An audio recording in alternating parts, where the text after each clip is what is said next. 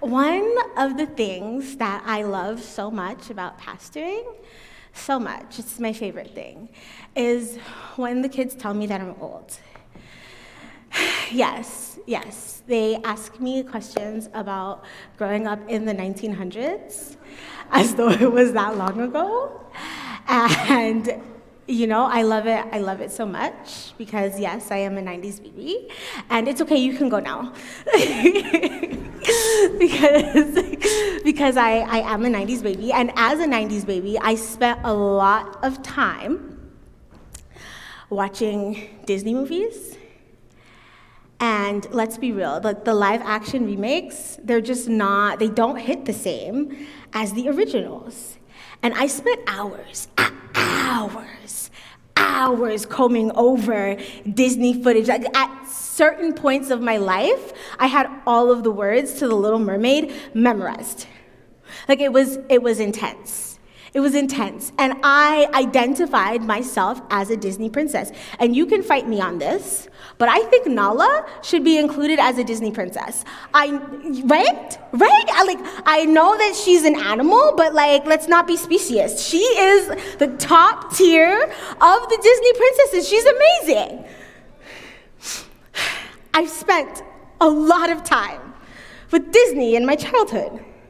And in my adulthood, I've spent hours, and I mean hours, unlearning some of the things that those princesses taught me.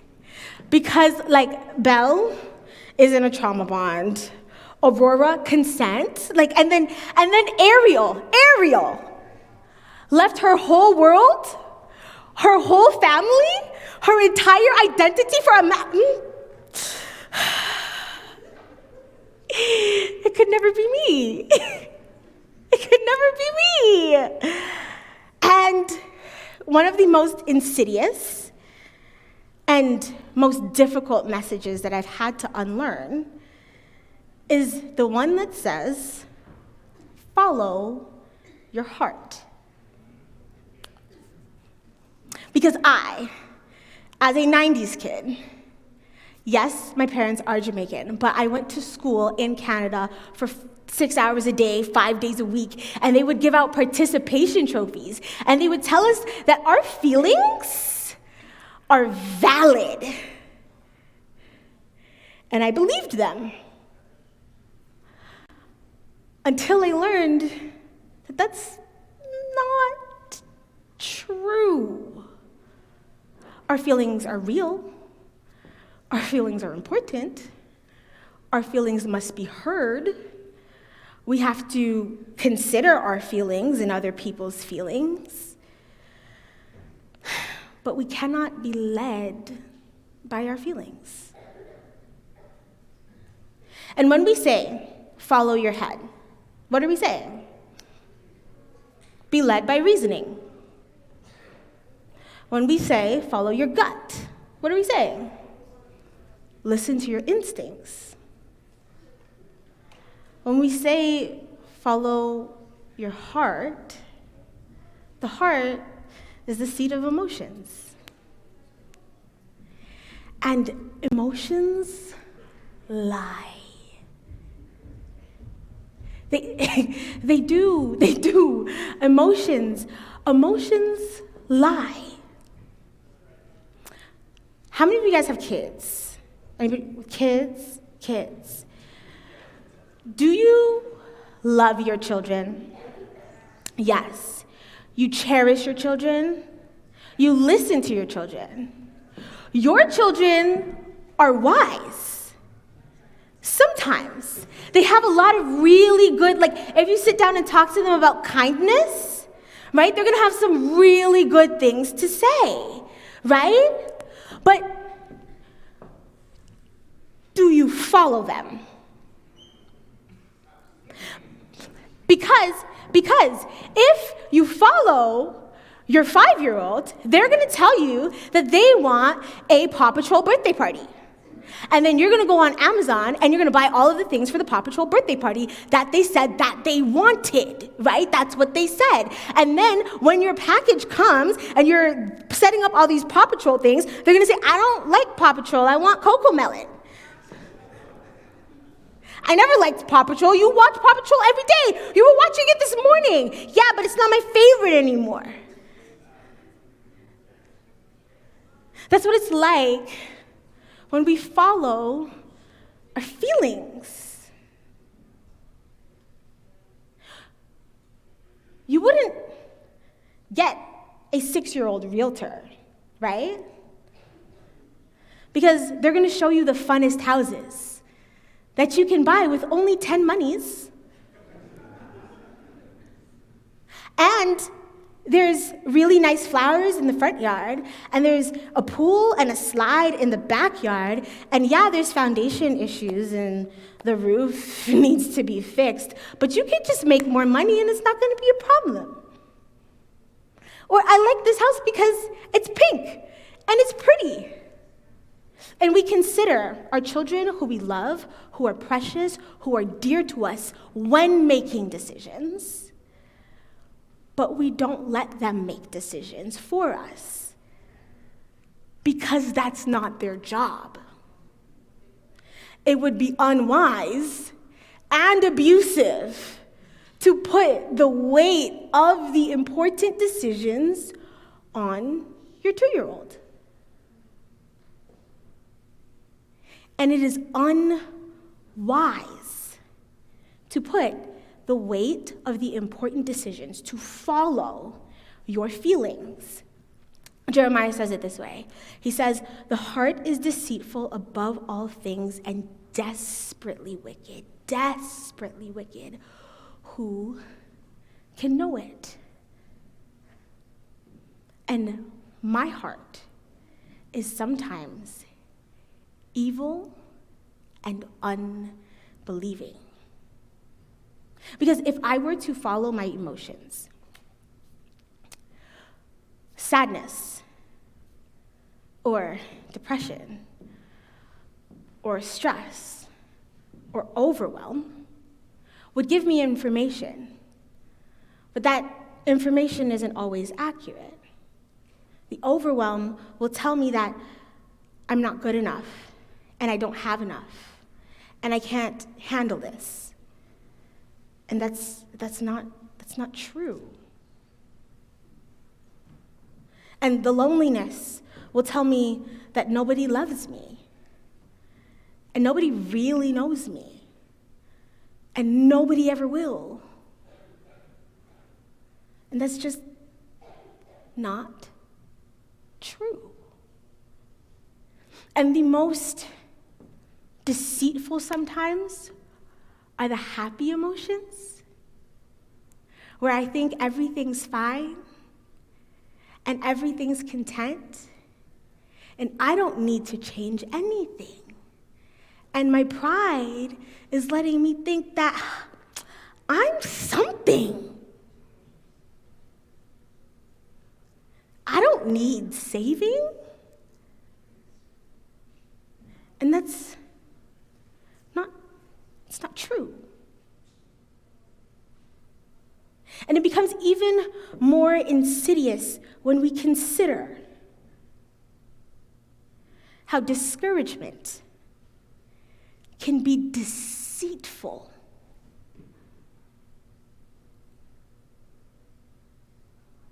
Because discouragement will have me waking up in the morning thinking, why am I going to bother praying today? It's not going to make a difference. Comfort will keep me attached to my vices.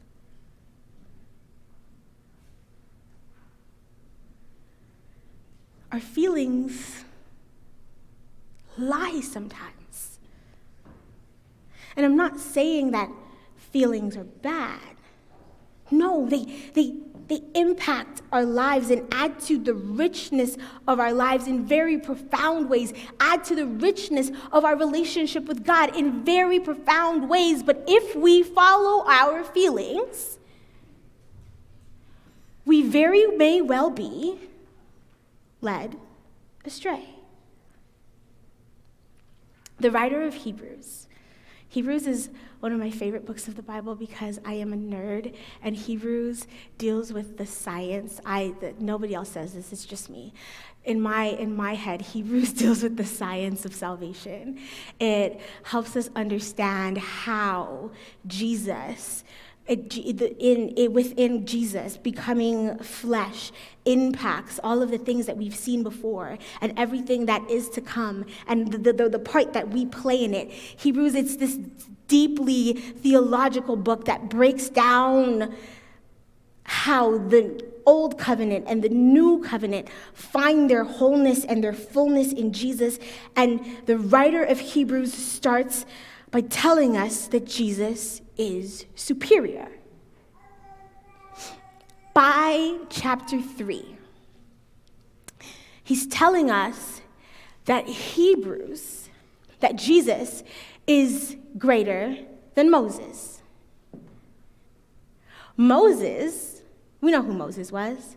He was called by God, right? Born, and Pharaoh was trying to kill all the babies, but he was saved in a little basket, and he grew up in the palace, and then some very unfortunate events happened in his life. He ran out into the wilderness, and God called him at the burning bush, and he was the guy who went to Pharaoh and said, "Let my people go." And there were plagues, 10 of them. We've all seen the movie.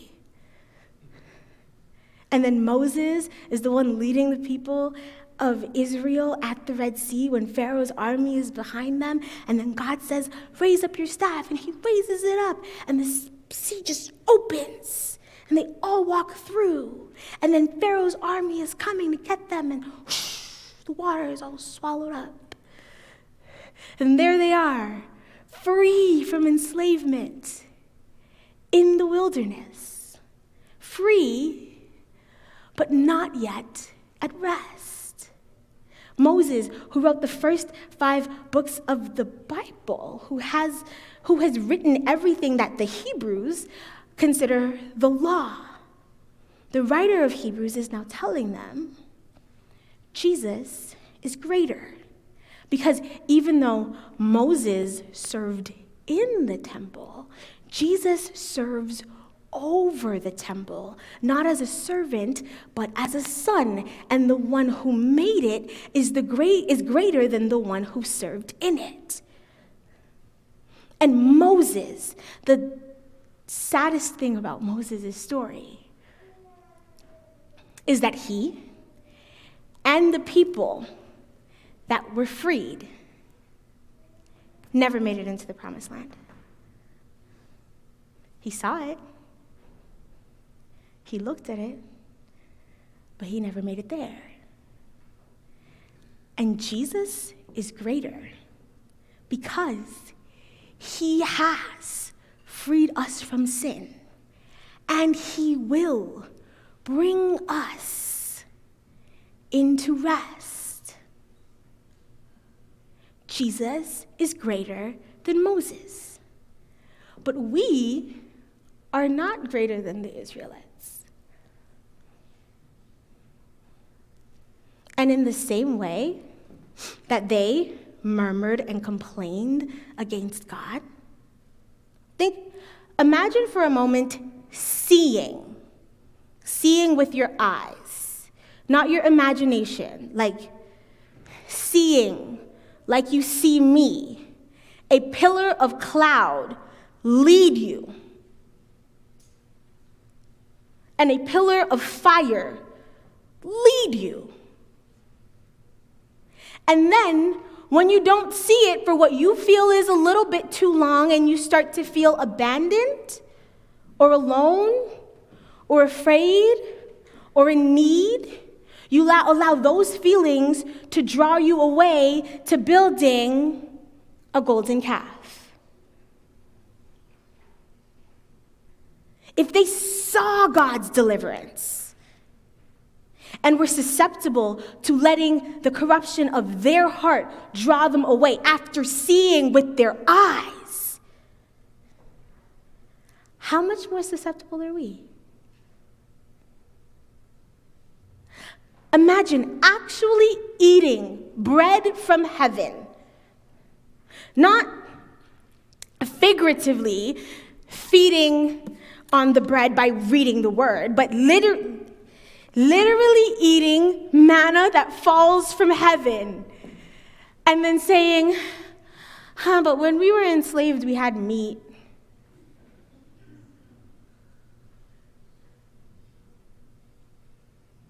Actually fed from God himself and complaining.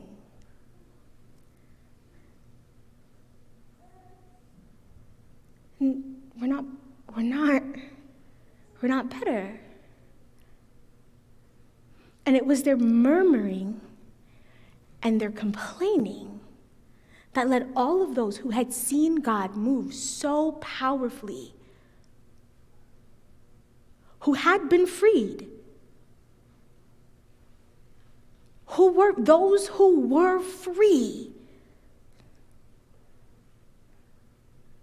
did not find rest because they followed their heart. So, verse 12. Oh, why am I in Malachi? Here we go. Hebrews chapter 3 and verse 12. The writer says, so, take care, brothers, lest there be in any of you an evil, unbelieving heart, leading you to fall away from the living God. Take care, brothers, lest there be in any of you an evil and unbelieving heart. I mean, those are some harsh words. But it can be so insidious when we are led by our feelings and emotions. And our heart tells us, I can't hear God, so he must not be here with me.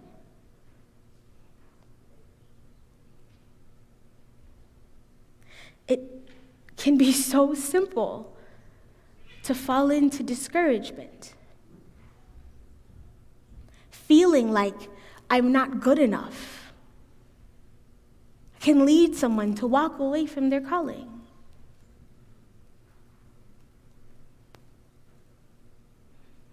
Feeling like I'm too sinful has led countless people to walk away from their church. Feeling unloved and unlovable.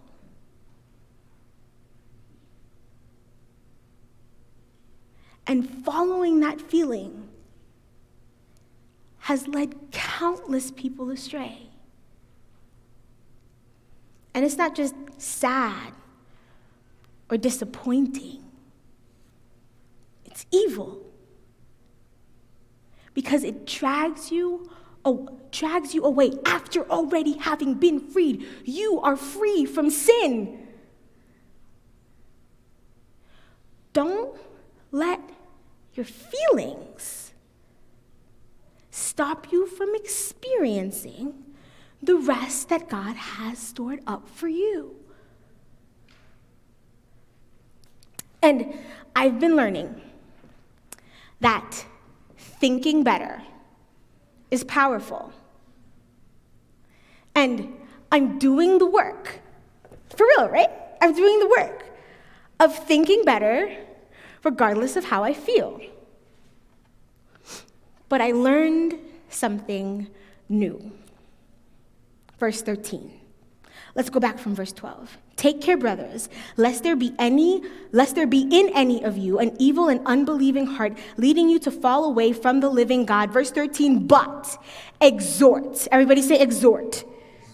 Exhort. Exhort one another every day. What does it mean to exhort? To encourage.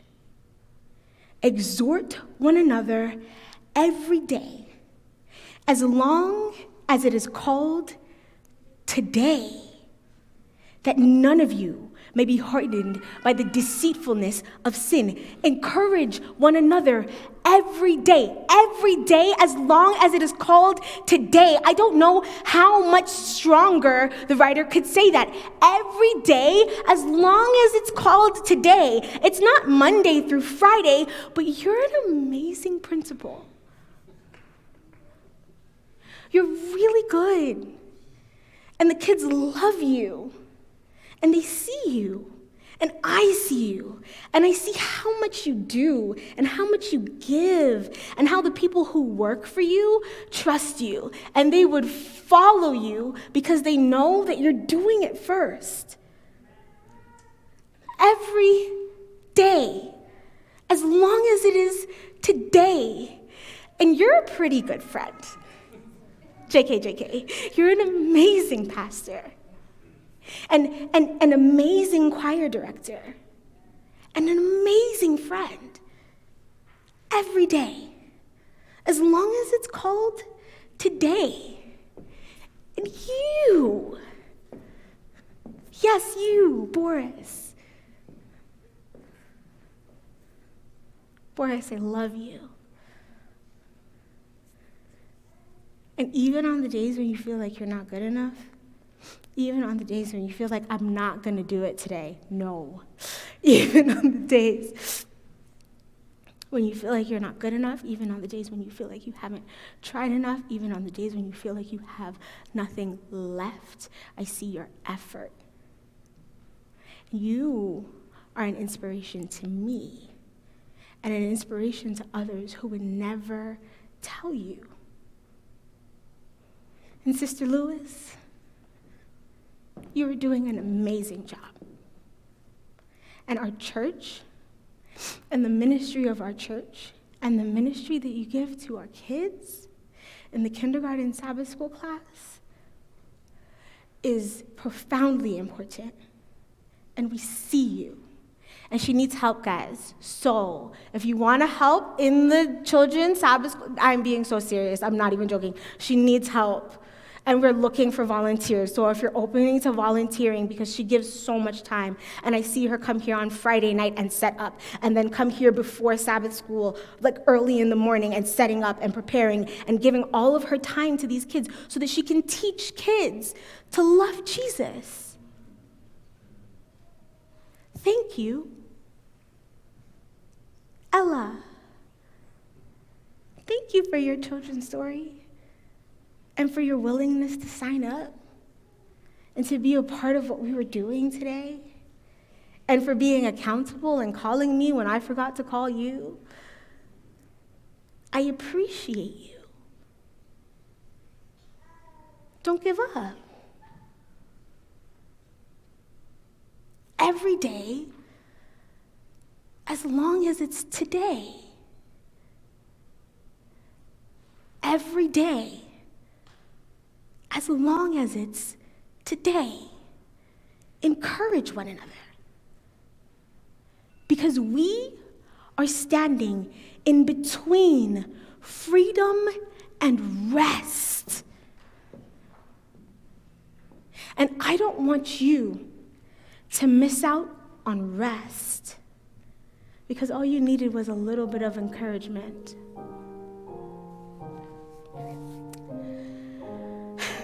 In your groups, as in make some groups,